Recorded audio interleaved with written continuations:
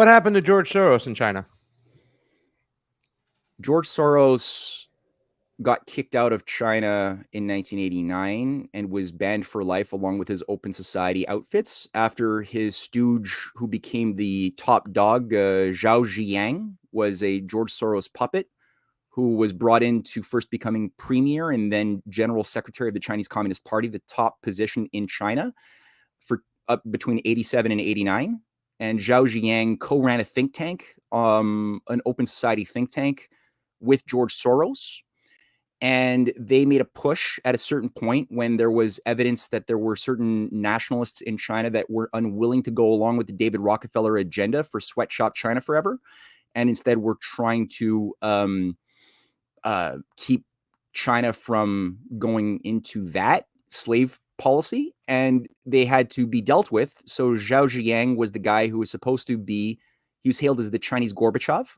He was brought in, hailed as the great capitalist reformer of China, as he sincerely was, working with Soros, who was supposed to come out as the great hero and champion of the people at Tiananmen Square when the Chinese state was supposed to clamp down and murder a lot of young people, as to give a sort of image of evil China killing innocents. And then he was going to save the day.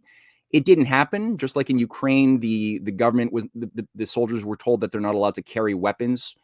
And more and often than not, there were hundreds of actual soldiers representing China who were burnt to death by provocateurs funded by the CIA. And George Soros, when that color revolution attempt was put down, him and his apparatus were kicked out. Many of them went to jail. For those who helped the process out inside of China, for those who escaped, they escaped via Hong Kong, and this is even on Wikipedia, under an Operation Yellowbird. Yellowbird was using the U.S. Embassy in Hong Kong with the help of the Triads and MI6 to filter these fifth columnists into the United States via Hong Kong. And they were given posh new scholarships, jobs in Vancouver and New York, and became a foreign government in exile, kind of like we had with Fethullah Gulen and his network of cultists after they were kicked out of Turkey and set up in their massive estate in Philadelphia, or Master Li Hongji when he was kicked out with his Falun Gong New Tang Dynasty operation for running a foreign insurrection inside of Beijing in 1997, 98. He was kicked out, and then his apparatus was set up under a 437-acre estate in New York State, protected by the CIA, running a global influence multi-billion-dollar operation that runs things like Epoch Times and others. So it's sort of a similar thing that was built up in waves since 1989 of people who look Chinese. They might speak Chinese. They're based in Canada and the United States. Many of them are actually loyal to the Anglo-American oligarchy that wants to destroy China. And that's why they're here, because if they were in China, they'd be in jail.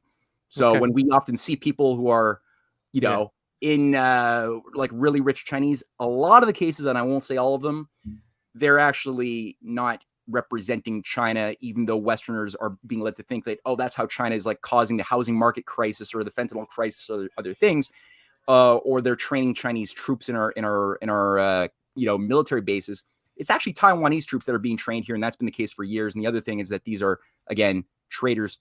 Many of them, not all of them, many of them are fifth columnist traitors who've been expelled, or else they'd be in jail.